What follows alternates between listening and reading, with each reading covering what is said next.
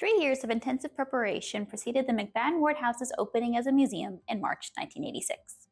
The work encompassed minor structural repairs, object conservation, textile reproduction, and the installation of modern security and climate control systems.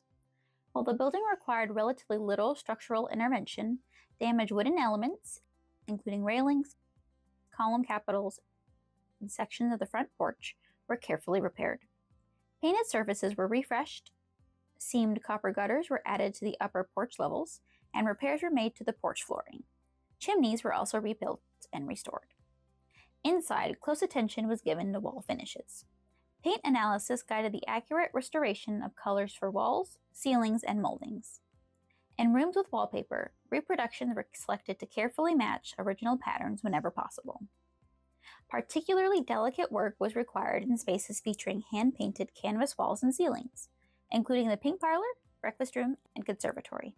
After testing multiple cleaning methods, conservators determined that gently erasing the surfaces with pink pearl erasers was the safest and least toxic approach.